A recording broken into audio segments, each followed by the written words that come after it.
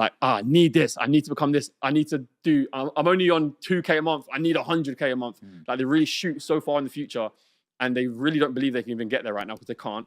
So then they fall and they stop doing the work.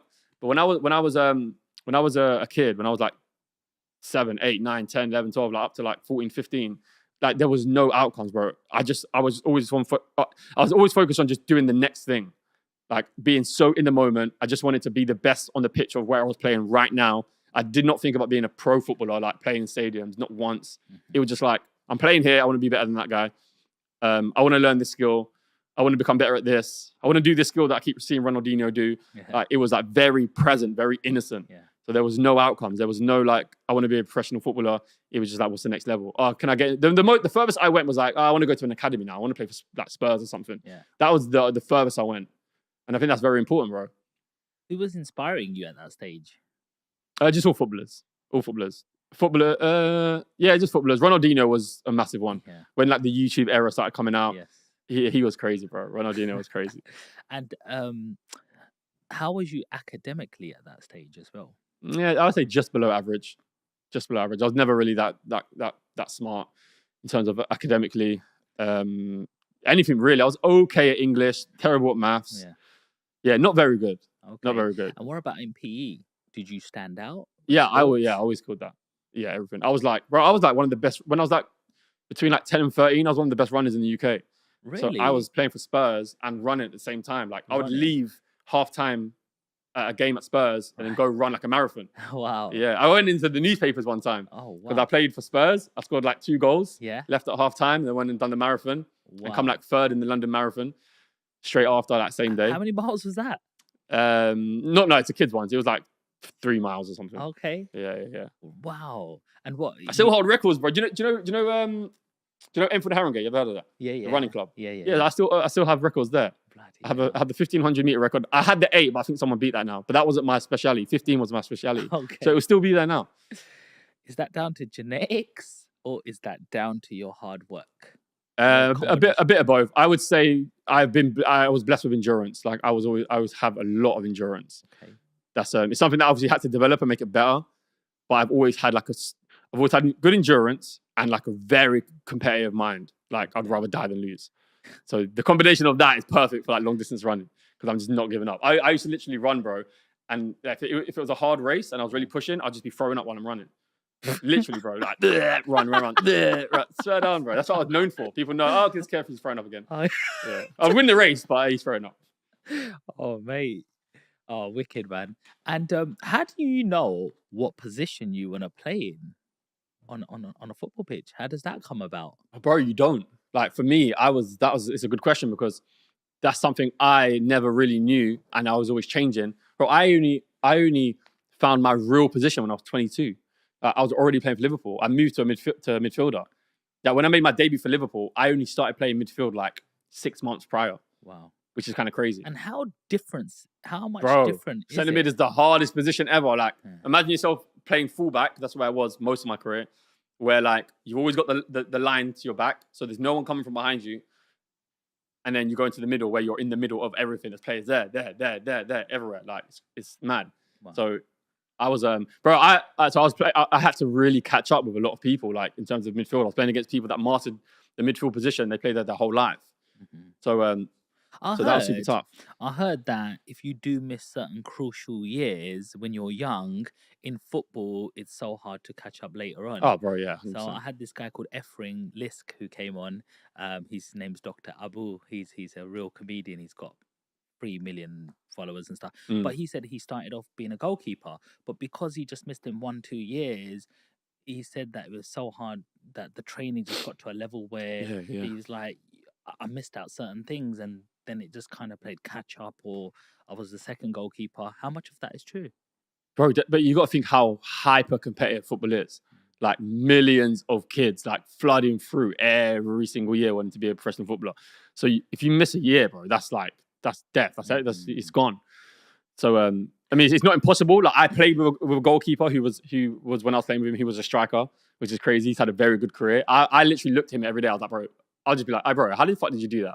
How did you go from a goalkeeper and now you're playing striker? Like, you can tell he's a little bit raw. You can tell, but bro, he's had a good career. Played international. Like, played mainly in the Championship, League One. So it's can be done. I actually don't know how he done it, to be honest, but. Here's a question for you. We're watching football, maybe even international, and we see somebody like take a kick from outside of the box, or it just looks so easy, and then they blast it way like a rugby player, and you go, "What the hell are you being paid for to kick a ball every day in training, getting millions of pounds, and you can't get it on target?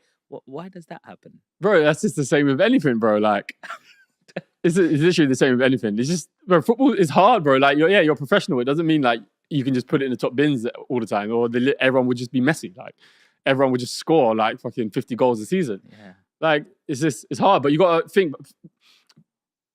People that would say that probably aren't real football fans, and there's so many elements to football, and there's certain things that people do never get wrong that you would get wrong every single time. Mm-hmm. So that would be like just a certain pass. That would be like a certain tackle. Would be like positional awareness. But bro, scoring is like the hardest thing ever, bro. Mm-hmm. Like, and as well as you have the pressure of the fans, you have the pressure of the other teammates, you have the pressure of your performance. Like, it's like 90% mindset. How do you deal with that pressure? So you're walking out of that tunnel, roaring at fans or even haters that are, I don't know. Did you ever experience any racism? Anyone saying a little bit, not anything major. It was just when I used to play at Millwall. Millwall were the worst, bro. They didn't give a fuck. Like, they were just straight up. Yeah. Wow. So I never really suffered anything that bad. Mm-hmm. I didn't really suffer anything really, to be honest. No, but yeah, a lot of people have. But I just remember a bit at Millwall. That was about it. So, where did it get to a competitive professional stage? Like, what if a little kid's watching this right now and he's 12 or 18 sort of ages, and he's like, what path has Kevin followed? Because I'm trying to become a football player right now, and I want to know if I'm on the right lines. I think I'm good, but I might enter the next stage and then like get out, like, and crush my dream. Like, how do I know I'm good enough? Like, what do I need to be doing, and where do I need to be being seen? Yeah, I mean, you're not. It depends, bro. Like, throughout my career, from when I was 12 to 18, there wasn't that many times I felt good enough. I was always like, I'm not good enough. I need to get better. I'm bottom of the group. I need to work my way up. That's how I felt for a lot of my career. But being on the right path is just like getting into the right environment, so you can really match up to the better players, like in the world or in the country. So, okay, I don't feel that good right now. I feel like I need to improve a lot. I feel like I'm bottom of the group, but I'm bottom of the group at Spurs. So I know if I work my way to the top of the group through everything that they're teaching me, then I'm going to keep going to the next level. So it's hard. It's going to be very hard if you're not in that top environment. It's like, how do you match? Like, you never know how good you are compared to the academy players. He's like, I only know how good I am for my Sunday league team. And even if you're the best, it's kind of irrelevant, because but I don't know what that means over here. Yeah. So until you get into that environment, which, to be honest, if you're a decent player and you're young, it's not that hard to get a trial. If you're decent, it's just not. They've got development centers. They're always looking for kids. Development centers. Where are development centers is like just below the academy. So they filter through players for the development. If you're good enough and you stand out in the development, they'll put you up to the academy. So it's if you're decent, it's not that hard. If you can't get into like a trial or development center, then you probably aren't good enough yet, and you just keep working. Tell me something. Why don't we see a lot of brown people in football? I said this. Who did I say this to? Oh, someone at the property event yesterday. He was Indian, and he's like, "Oh, my son loves playing football." I was like, "Yeah, bro, make sure he's good, because like you ain't got many good players. Like, come on, let's go." There's one called Brandon. There's a Brandon guy who plays for Birmingham City Football Club. Yeah, another guy called Jan Danda. He used to play for Liverpool. Okay. I think he's in Scotland now. Wow. I don't know, bro. I'm not sure. I think it's just probably going to be from environment, from where they grew up. Obviously, a lot of Asians and brown people are like very educational based. Yeah. And they're like, nah, like, you ain't spending all your time doing that. You need to do this. So my dad didn't even care about that, bro. Yeah. My dad literally didn't care. Like, as long as I kind of got the work done, he didn't really care what standard it was. Yeah. He would always, because he was a sporting background, so he preferred that. Like, I'm the same. I really, other than the basics of reading, writing, basic knowledge of how the world works, I don't care how good academically my kids are. I really don't. So they're always going to, but I care about how capable they are physically. I care about how their self-esteem, their self-confidence, what they believe they're capable of. So as long as they got them things in check, I'm not that bothered. But then people see the world differently. So I think a lot of Asian parents and Indian parents, like, they really want to be, they're educationally wise, they're the best. So it's like, it's a trade-off. Which one do you want to be? Yeah. there's that side of things, but also it does cross my mind, even as an Asian person, that if I allowed my child to go into that sort of profession, yes, it's creative, yes, he might enjoy it. Okay, cool. I'll let one of my kids go into that profession.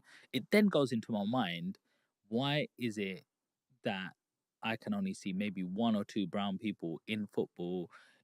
We hear about racism, we hear certain chants from the stadium, even to other cultures, and you just think, oof, is my child going to be subjected to that?